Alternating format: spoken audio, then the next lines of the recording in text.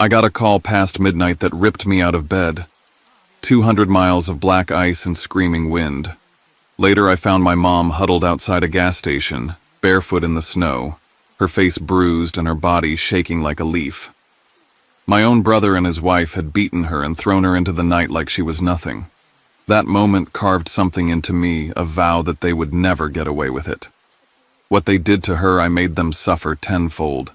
Before I share my story, I want to know you are here with me. Just say, listening in the comments, or let me know where you are. I love hearing how far my story reach. Sometimes even the smallest connection can make a story feel heard. Thank you. And now, here's my story. Please don't forget to subscribe, it helps more than you think. I'm Alexander Kane, and this is how my family tried to freeze my mother out of her own home, until I fought back. The call came at 12:07 a.m., dragging me out of the fog of paperwork and stale coffee. My apartment in Bozeman was dark except for the flicker of a crime show rerun on the TV. Snow smacked against the glass like 1,000 tiny fists, and the street below was already buried under a fresh blanket. I almost didn't answer the unknown number, but when I did, a voice cut through the static with the weight of finality. Officer Dawson Billings, PD. My mother had been found outside a Conoco gas station, no coat, no shoes, wandering in the storm, bruised, terrified, calling only for me. 7 years had passed since we last spoke. 7 years since she'd screamed at me for leaving home to study law, accused me of abandoning the family while she draped every ounce of pride over my older brother Jet. He was always the golden child, the athlete, the heir to the Kane name. I was the too sensitive one, the troublemaker. When I left, she made it clear I was choosing myself over them. I carried that scar like a brand. Now Dawson was telling me she refused the hospital, muttering that I'd know what to do. He hinted at something darker, signs of abuse, maybe worse, but she'd already withdrawn the accusation. My mother terrified, yet protecting the hand that hurt her. The paradox I knew too well. I didn't pack a bag. I pulled on my heaviest coat, shoved a first aid kit under my arm, and grabbed the keys to my old SUV. The moment I hit I-90, the world disappeared. The blizzard swallowed everything, the road vanishing under ice. Twice in the first 10 miles, my tires lost grip, spinning me toward ditches I somehow avoided. I kept my hands locked on the wheel jaw, clenched, refusing to turn on the radio. The only soundtrack was the wind howling like an animal, the wipers squealing over ice, my heartbeat slamming in my ears.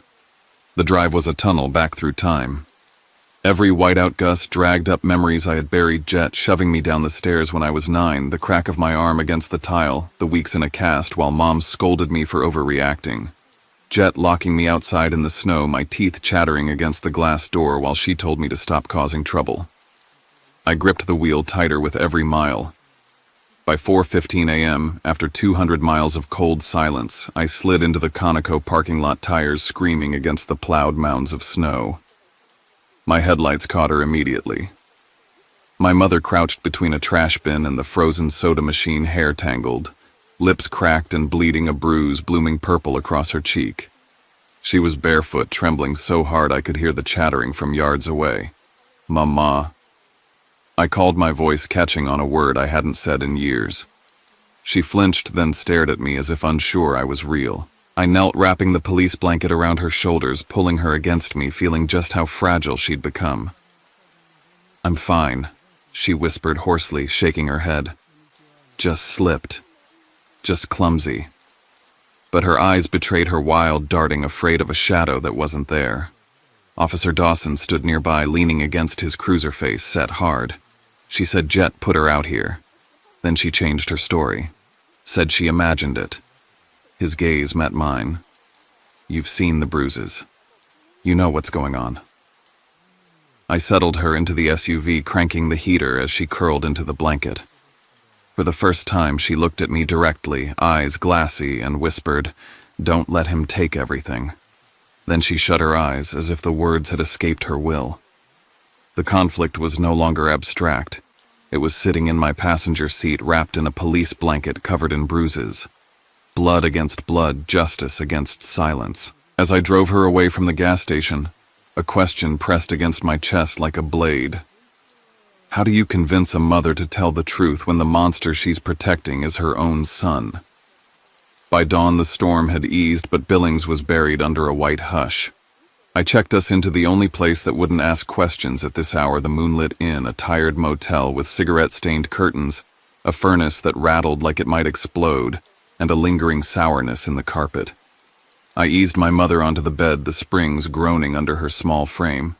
I moved on instinct. Years of legal work taught me how to catalog evidence, but this was my mother, and my hands shook. I cleaned the split on her lip, wrapped her wrist where swelling pressed against the bone, dabbed at the mottled bruises blooming across her arms. I noted everything in detail: shape, size, color, location. I couldn't stop myself. It was equal parts son and lawyer. She held a cup of vending machine soup, steam fogging her glasses, but her hands trembled so violently I had to steady it for her. She wouldn't meet my eyes. Every time I tried, her gaze slipped away like a frightened animal. Her old flip phone lay on the nightstand, the screen flashing red 1% battery. I plugged it into my charger and skimmed the voicemails. One froze me where I stood. Jet's voice, low, cold, unrecognizable. "You've embarrassed me, Mom. Keep this up and no one's going to find you next time." I saved the file, my chest burning. When I asked about it, she shook her head. "You don't understand. He's trying. He just loses his temper." She spoke like someone rehearsing excuses, the same way she once excused him shoving me, locking me outside, breaking my bones. I remembered the last night we fought 7 years ago in this same city. She screamed at me in the kitchen, framed by those yellow curtains, telling me not to come back if I thought I was better than the family. She chose Jet's ambition, his charm, his legacy over me. I left that night and swore never to return. Now, here I was, spooning soup into her hands as if nothing had happened, and yet everything had. I made a list in the notepad I carried everywhere: the Conoco station, our old house, Mrs. Callahan next door, the hospital records, the law office where those documents had been signed. Evidence had to come from somewhere. I sketched out my plan like it was a case for a client protective order, emergency guardianship, chain of custody for digital files. When I pressed her, she finally whispered, "Don't dig too deep. Don't make him angry." Her fingers clenched around the styrofoam cup, knuckles white. I knew then this wasn't just fear. It was control, the kind of cage you carry inside. But cages have locks, and locks can be picked. I tidied the room, pulling the curtains tight against the gray morning. The lamp cast a dim circle of warmth on the bed where she drifted into an uneasy sleep. I thought of the neighbors, the papers, the house that no longer felt like mine. Somewhere in those shadows lay the truth. As I gathered her things, I found her worn leather wallet. Inside, folded between receipts, was a small paper planner. My breath caught. On the page from 2 months ago, in her familiar looping script, was written Montana Heritage LLC property transfer, a reference number, a lawyer's name, and tucked beside it a torn receipt from a notary's office. The first thread. Proof of a transfer she couldn't have fully understood, done under duress. Proof that what Jet wanted wasn't just obedience, it was everything. I slid the evidence into my pocket, the weight of it pulling me forward. The storm had nearly buried us, but in its wake it had left a trail, and I was going to follow it no matter how deep it went. The Kane house looked smaller than I remembered, though it still carried that false veneer of stability, the kind of place that tried to look wholesome from the outside. The paint on the siding was a weathered brown. The porch held the same rocking chair I remembered from childhood, and the curtains glowed faintly with a yellow light that gave off no warmth at all. Inside, the air reeked of disinfectant, as if someone were trying too hard to scrub away what lingered there. The hallway stopped me cold. Every wall was lined with photographs: Jet in his football uniform, Sienna at charity galas, their daughter Luna smiling with ribbons in her hair. My eyes moved from frame to frame, and not once did I see myself. I knew where I should have been, the corners of group portraits, but I was cut away like I'd never existed. One photograph, from Easter 1999, had a sharp edge, the part where I had once stood cleanly sliced out. I lifted my phone and captured each image. Proof of erasure was still proof. I knelt at the storage cupboard under the stairs. Dust covered the cardboard boxes stacked inside, but one was marked in black marker 1999 Alexander. My pulse kicked when I slid it open. Inside were fragments of my history treated like scraps. My high school diploma, the university acceptance letter I remembered being torn in half. Someone had taped it back together as if mocking the memory. A birthday card with "proud of you" written in large letters but no name signed beneath it. I placed them back carefully, then carried the box out to photograph its contents, keeping my breathing steady. The kitchen smelled faintly of bleach. I opened drawers until I found what I needed, a crumpled receipt from a local law office with my mother's signature at the bottom attached to the words, "Property Transfer Montana Heritage LLC." I snapped photos and immediately uploaded them to the cloud. The cloud had become my insurance policy, one I couldn't afford to lose. It was in the living room where the real revelation waited. A decorative vase on the shelf looked slightly off balance. Behind it, wired neatly against the wall, was a small device disguised as a baby monitor, but it had been pointed at the kitchen. I removed the memory card, slid it into my laptop, and pressed play. The screen lit with grainy footage. There was Jet, tall and composed, his face twisted in anger. My mother stood at the counter saying something I couldn't hear. Then his hand whipped across her face. She crumpled to the floor, her head striking the edge of the counter. Sienna walked past, expression blank, and with a swift hand she adjusted the camera to capture the aftermath more clearly before walking away. The timestamp read exactly 9:03 p.m. on the night of the storm. The air in my lungs went razor sharp. This was no longer whispers and half-truths. It was the undeniable record of violence. A voice startled me. "You just can't help yourself, can you?" Sienna stood in the doorway, silk robe cinched at the waist, a coffee cup dangling from her hand like she'd been watching me all along. Her tone was amused, but her eyes carried a hard edge. "You disappear for years, abandon your mother, and now you come storming in like some savior. It's pathetic."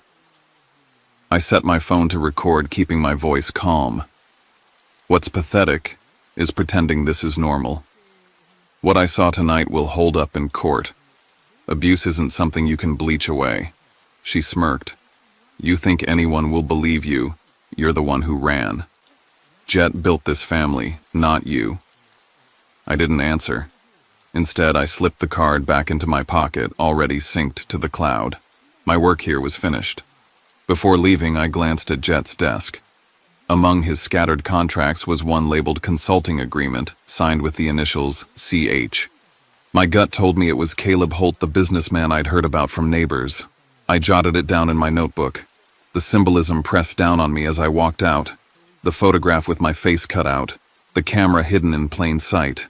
They had tried to erase me to hide her pain, but truth has a way of staring back even from the shadows. That night in the motel, I renamed the video file Marjorie Reween 40 Evidence and uploaded multiple copies. Then without a word, I sent Jet a still image from the footage, his hand raised against her cheek. No explanation, no message. Just proof that I had seen everything. A silent declaration that the fight had begun. Back at the moonlit inn, the hours dragged heavy. The furnace moaned against the cold. The soup I'd heated for my mother filled the air with the metallic tang of canned broth, and yet she hardly touched it. She sat on the edge of the bed, blanket pulled to her chin, eyes fixed on the floor as if looking at me might set something in motion she couldn't control. I set my laptop on the desk and queued up the video from the Kane house. When I turned the screen toward her, her hands flew to her mouth. A strangled sob escaped before she forced herself back into silence. "It didn't happen like that," she said quickly, shaking her head, tears streaking down her face. I was confused. I fell. I imagined the rest. I crouched in front of her, holding her hand steady. "You don't have to explain this away anymore. You're not alone. I'm here now, and I'm not walking away again." Her shoulders trembled. For a moment she looked like the woman I had known before everything soured, before the favoritism, the fights, the years of silence. Then her voice cracked. "He said, if I didn't sign the papers, he'd take Luna. He said he'd send her somewhere I'd never find her. What was I supposed to do?" The words landed like a blow. This wasn't just about her safety. Luna, my 8-year-old niece, was caught in the center of it. Jet had threatened to use his own daughter as leverage. I swallowed the anger burning in my throat and steadied my voice. He won't take her. Not while I'm here. I dialed Riley Parker, a social worker I trusted in Billings, and explained everything. We discussed emergency guardianship protective orders, immediate steps to secure both my mother and Luna. Riley's tone was firm. If I could provide the evidence, the court would listen. For the first time in years, I felt momentum leaning my way. But when I turned back to my laptop to draft the filings, the screen flickered. Lines of code zipped across, then everything vanished. The documents I'd been building gone. I tried the backups only to watch them dissolve before my eyes. My pulse surged. This wasn't an accident. My machine had been compromised. I ran diagnostics, but the results were clear. Someone had wiped me clean. My case was being deleted before it could exist. I knew exactly who had the resources and the motivation. Jet wasn't waiting for lawyers or court orders. He was already inside my files, erasing my foundation before I could lay it. The room pressed in tighter, the furnace clanking like a heartbeat out of rhythm. My mother sat silently, soup untouched, her eyes glazed over as though surrender were her only option. I knew then I couldn't fight this battle on my own. I closed the laptop, exhaled slowly, and made a decision. There was one person who could even the field. Declan Walsh, an old friend from Bozeman, the kind of man who could find a crack in any firewall and pry it open. I pulled on my coat and sat on the edge of the bed looking at my mother. Get some rest. Tomorrow everything changes. As she drifted into a shallow sleep, I slipped into the hall. The storm outside had quieted, but in my chest it had only just begun. The rusty spur smelled of stale smoke and cheap whiskey, the kind of place where secrets stuck to the wood-paneled walls. Neon beer signs buzzed faintly, and a jukebox played a country song that no one seemed to be listening to. A few heads turned when I walked in, the kind of cursory glances that said strangers were noticed here. I kept my hands in my coat pockets, phone already set to record, and made my way toward the bar where Caleb Holt sat nursing a glass of bourbon. He looked older than I remembered, though his frame still carried the kind of swagger that came with too many deals cut behind closed doors. He smirked when he saw me, as though he had expected this meeting all along. Well, if it isn't the prodigal son, he said, raising his glass. To what do I owe the honor? I ordered a coffee I knew would taste like burnt ash, more for something to hold than to drink. I came to ask about Montana Heritage LLC, I said flatly. His expression didn't change, but his eyes narrowed slightly. He swirled his drink, watching the amber liquid catch the dim light. Careful, kid. You don't know what you're walking into. I know enough, I said, keeping my voice steady. $200,000 moved from my mother's account without her consent, her signature forged. And somehow your name keeps circling the edges. Caleb chuckled low and cold. You think you're the first Kane to try to dig around in family business? Jet has powerful friends. The kind that don't like being poked at. He leaned closer, his breath heavy with whiskey. Do yourself a favor. Walk away. I pressed the record button harder in my pocket, as though willing the phone to capture every syllable. That's not going to happen. His jaw tightened. Maybe the liquor loosened his tongue, or maybe he wanted to intimidate me. Either way, the truth slipped out. You think Jet did this alone? I got 20% for making things disappear. Paperwork, signatures, problems like your mother. Everybody gets their cut. It was confirmation, clear and damning. My stomach turned, but I kept my face impassive, forcing myself not to show triumph. Declan's voice buzzed through my earpiece just then, his tone clipped. I traced the transfer. 200,000 straight into Heritage LLC. They funneled it out in smaller pieces. It's airtight proof of financial abuse. Before I could reply, a man on the next bar stool leaned toward me, his face hidden under a worn cap. His voice was low, just for me. You're being followed. They've had eyes on you since the motel. Watch your back. The hair on my neck bristled. I glanced around the bar, every shadow now a threat. I slipped the phone back into my pocket, stood and left without finishing my coffee. The night air was bitter against my face as I crossed the lot. My SUV sat under the flickering streetlight. As I drew closer, I saw the spiderweb cracks in the windshield, the glass glittering under the lamplight. A folded scrap of paper was wedged under the wiper. I pulled it free. 2 words written in blocky handwriting: "Back off." I slid into the driver's seat, the note trembling in my hand. The warning wasn't subtle. They wanted me scared, silenced, but all it did was sharpen my resolve. The courthouse in Billings was a slab of cold stone and fluorescent lights. By the time we walked into the hearing room, the press had already gathered outside their cameras, flashing like a storm. Inside, the atmosphere was thick with tension, the air too still, every cough echoing against the high ceiling. My mother sat beside me, hands clasped so tightly her knuckles had gone white. When the judge entered, I rose. My voice was steady, the years of courtroom work guiding me even as my heart pounded. I laid out the evidence, the video from the hidden camera showing Jet's hand striking our mother, the voicemail, where his voice dripped with threat, the notarized transfer forms, the testimony from Mrs. Callahan next door, and the financial records Declan had unearthed. Piece by piece, I placed their cruelty on display.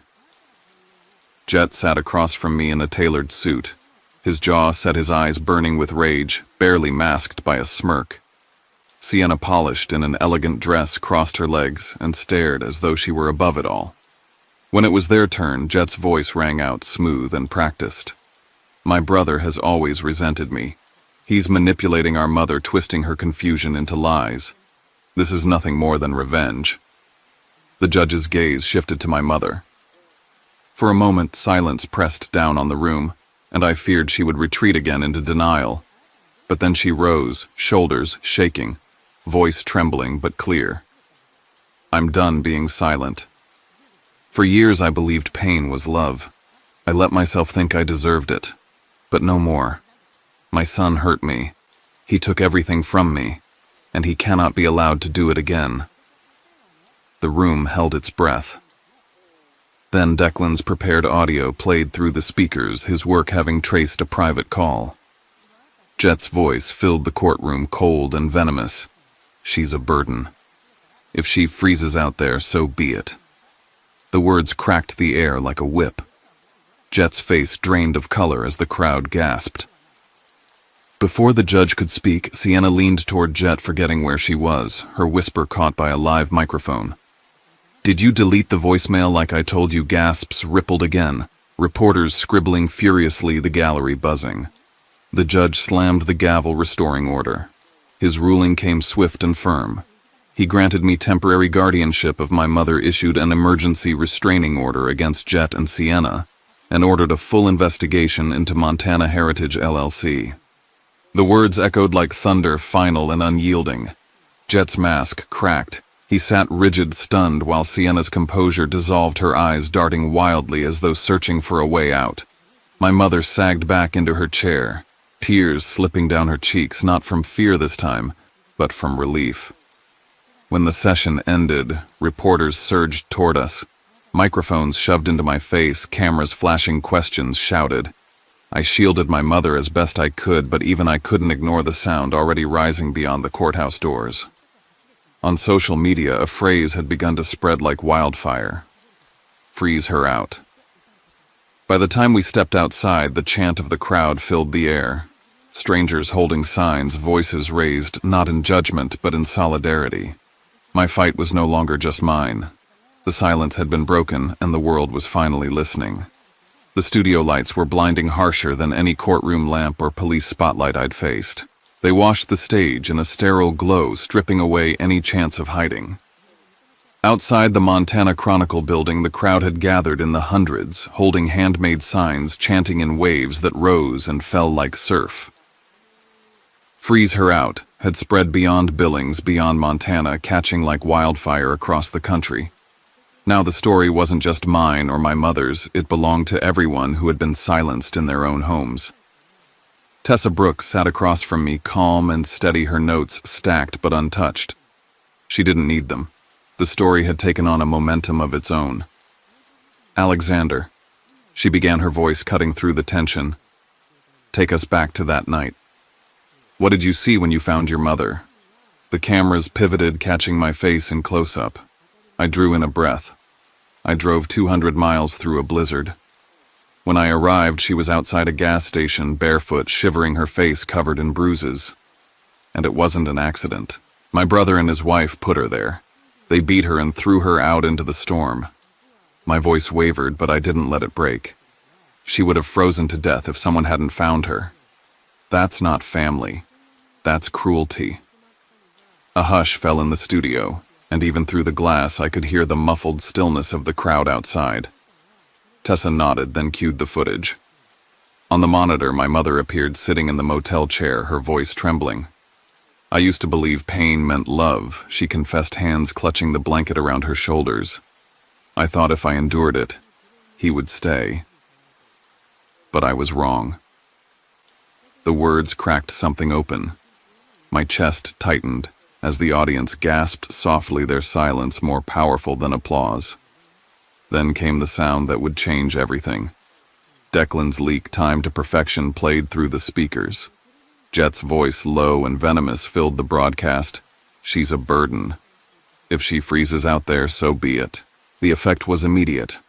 The reporters in the gallery erupted, typing furiously, cameras flashing. Gasps echoed outside, followed by chants that grew louder, angrier. My fists clenched against my thighs, my pulse pounding. The country was hearing the truth without filter. As if that weren't enough, Sienna's voice slipped into the feed, caught by a live mic earlier that day. I told you to delete the voicemail. Her own words betrayed her, confirming the scheme to cover it up. The audience roared in outrage, the crowd outside pounding on the windows of the studio. And then, in the middle of it all, a breaking news alert flashed across the bottom of the screen. Montana Heritage LLC, Jet's prized empire, had collapsed. A major contract had been canceled, investors had pulled out, and Caleb Holt had withdrawn his stake, now facing a federal inquiry into fraud and elder exploitation. The studio buzzed with shock as the announcement rolled across teleprompters. Even Tessa, poised and practiced, raised her brows in astonishment. I sat still, every nerve in my body electric. The truth was no longer something I carried alone. It was out there, irreversible, unstoppable. The bright lights above no longer felt like interrogation. They felt like sunlight. When the segment ended, my phone vibrated. A text from an unknown number glowed against the screen. "It's time for you to disappear." This wasn't a bluff scrawled on scrap paper. This was a threat with intent. My story had reached the nation, and now the stakes had reached me. March brought a slow thaw, snow retreating into muddy banks along the roadsides. I drove back to the Kane house with a deputy at my side and the court order in my briefcase. The house looked the same from the outside, but inside it was hollow, like a stage after the curtain has dropped. The smell of disinfectant clung to the walls, sharp and futile, as though scrubbing could erase what had been done there. I stepped through the doorway, the order in hand. This was the moment I had waited for, not vengeance, but closure. The papers granted me permanent guardianship of my mother and of Luna, along with the restitution Jet had been ordered to pay. The family he claimed to build now belonged to the people he had tried to destroy. Jet was already inside, pacing his suit, wrinkled, his hair disheveled. His eyes burned when they found me. "You think you've won," he spat. "You destroyed this family. You tore it apart." I met his fury with calm. "I didn't destroy anything. I'm rebuilding what you shattered." Then came the smallest voice in the room. Luna, standing at the top of the staircase, clutching the banister with both hands. Her voice trembled but carried through the silence. "I want to live with Uncle Alexander. I'm tired." The weight of her words dropped like a stone. Jet's face crumpled, fury turning into something brittle and desperate. He lunged toward her, but the deputies stepped in, pinning him back.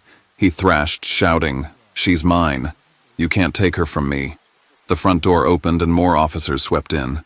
The restraining order had been violated the moment he came within reach of my mother and Luna. They cuffed him as he shouted, his voice hoarse with rage. Sienna stood frozen, her eyes hollow, mascara streaking down her cheeks. She said nothing as her husband was led away, her silence louder than his screams. As the officers searched the house, one called out from the basement. They carried up a hard drive, dusty and concealed beneath a loose floorboard. When accessed, it revealed contracts, forged documents, a string of names, beyond my mother, other elderly victims whose lives had been stripped the same way. The case was no longer just about my family. It had become a criminal network, and Jet was at the center. That discovery sealed his fate. He would face not just civil judgment but criminal prosecution, likely years in prison. Sienna stripped of her social standing, and business ties faded into isolation. Caleb Holt was removed from the real estate council, facing his own federal charges. The web unraveled completely. For us, healing began in a rented house on a quiet street in Billings. The walls were plain, the rooms small, but the light poured through the windows with a warmth we hadn't known in years. My mother planted daffodils in the backyard with Luna kneeling in the thawing earth, their hands covered in soil. They'll bloom even after the coldest winters, my mother told her. One evening I found a letter folded neatly on the kitchen table in my mother's handwriting. You never let me freeze twice. I chose wrong before. I see that now. Forgive me. I didn't need to read it again. The meaning lived in the way she now looked at me, the way she hung the restored 1999 family photograph above the mantel, this time with me in it. I continued my work no longer just as a lawyer, but as an advocate. Emails poured in from across the state from strangers writing, "I was your mother once," or "Thank you for giving me a voice." Each message reminded me that this fight was bigger than one family. One morning in March, I stood on the porch with a mug of coffee, the air crisp, but not cruel. Children walked to school, laughter floating in the breeze.